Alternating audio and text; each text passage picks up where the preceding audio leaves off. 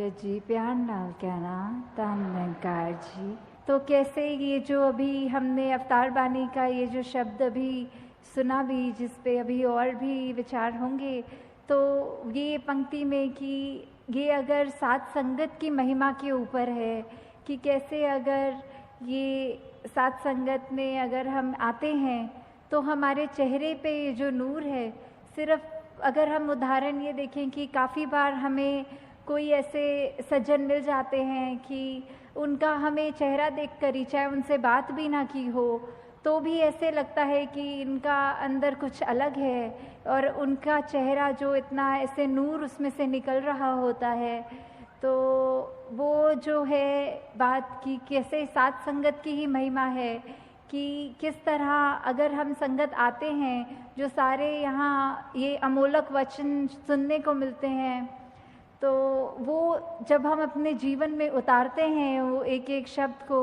एक एक कर्म में ढालते हुए, तो अपने आप वो जो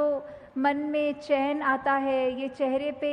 एक सहज भाव होने की वजह से एक ये जो नूर आता है कि हर पल ये जो आनंद की अवस्था होती है उसको प्राप्त कर लेते हैं। हाँ जी। साध दी संगत कर ले बंदे, मैल दिलां दी दूर करे।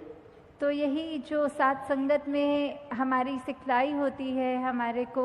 सिखाते हैं कि मन में हमें किसी के लिए भी एक ऐसे भाव नहीं रखने जो पहले तो हमारे ही मन को दूषित करेंगे और बाद में जो हम भाव रखते हैं दूसरे के लिए, तो उस तक भी पहुंचने पर वो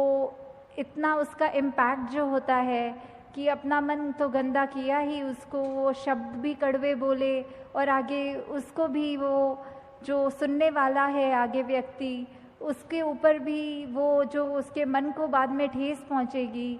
तो हम जितना संगत में आएंगे ये हम इन कमियों से दूर उतना रहेंगे। हाँ जी। साध दी संगत कर ले बंदे, दुख दलिदर होवन दूर।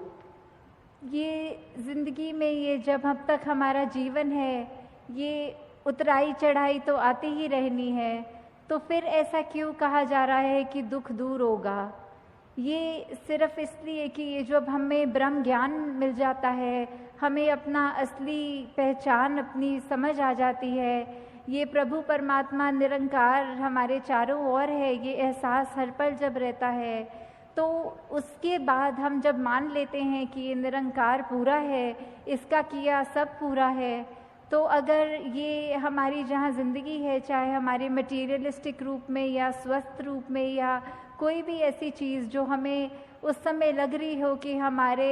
ये अनुकूल नहीं है, तो भी इसमें भी उस सिचुएशन के अंदर भी हमें ये पता है कि तेरा किया सब पूरा है, तो उस समय यही भाव होते हैं कि चाहे ये सिचुएशंस हमारे अकॉर्डिंग नहीं है, पर ये निरंकार की दी गई घड़ियां हैं, ये सिचुएशंस हैं, तो ये भी बिल्कुल ही ठीक हैं, क्योंकि जो निरंकार ने दिया है सब उसमें शुक्राना भाव, वो जैसा भी सिचुएशन है वो हमारे लिए उस समय वो बिल्कुल बहुत अच्छी सिचुएशन है। हाँ जी। साध दी संगत कर ले बंदे, जांदा रहेगा मान गरूर।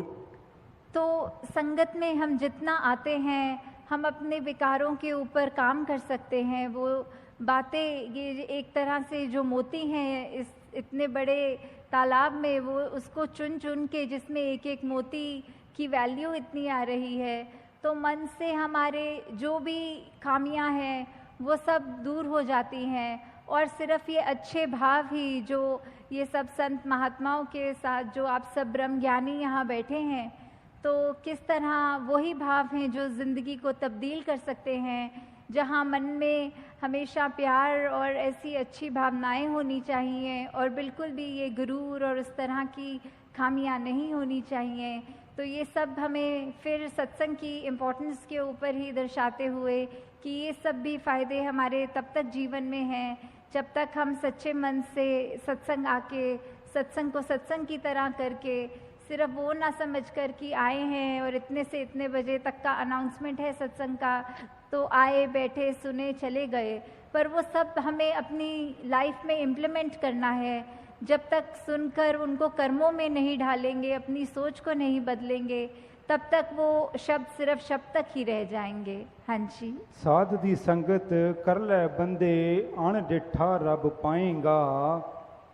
तो जब हम ये संतों के बीच में विचरण कर रहे हैं अपना ये संगत में, तो ये हमें क्या, ये हर एक जो संत है, ब्रह्मज्ञानी है, वो परिचित है इस प्रभु परमात्मा निरंकार से। सबने रूबरू होकर आमने सामने ये परमात्मा को जहाँ देखा है, और वहाँ कहा भी जाता है कि ये परमात्मा को कोई नहीं देख सकता, पर यहाँ इतने दावे से अवतार वाणी में ये अगर अंकित है कि ये अनडिठा दिखेगा, तो उसका मतलब क्या है कि हम जब तक अपने आप को सरेंडर नहीं करते, ये हमारी जिज्ञासा कि हमारी असली पहचान, हमारा मकसद, हम क्या इस जीवन में करने आए हैं और किस से आए हैं, किस में जाना है, जब तक वो अपना नहीं समझेंगे, सिर्फ ये शरीर तक ही में सीमित हो जाते हैं कि ये शरीर ही मैं है। पर ऐसा नहीं है, जो आत्मा है ये तो शरीर से बहुत ऊंची है, ये इसी परमात्मा का अंग है जो हमारे अंदर है। तो कैसे हमें ये ब्रह्म ज्ञानियों के संग करने से ये ज्ञान की दात अपनी झोली में भी मिल सकती है। हाँ जी। साध दी संगत कर ले बंदे फलदा फुलदा जाएगा। तो ये फलदा फूलदा तथा भाव जो होता है कि कैसे हम खुशी हर समय की वो ले सकते हैं कि अगर कुछ ऐसा भी है जो हमारे को ठीक नहीं लग रहा, हमारा मन परेशान होने की बजाय उस घड़ियों में भी कैसे खुशी ढूंढे। तो ये सब तभी है जब हमारे मन में वो कामनेस होगी, हमारे मन में ये सिर्फ अपने आप को सेल्फ फोकस्ड रख के कि हमने सत्संग आना है, अपना सुधार करना है, दूसरों की कमियों पे उंगली नहीं, उनकी कमी नहीं देखनी, बल्कि अपने आप को देखना है। तो ये हम तब तक ही प्रफुल्लित होंगे जब तक हम ये सत्संग सुनकर अपने अंदर ही वो भावों के अंदर उजाला पैदा करें। जी। साध दी संगत कर ले बंदे पीवेंगा तू अमृत रस।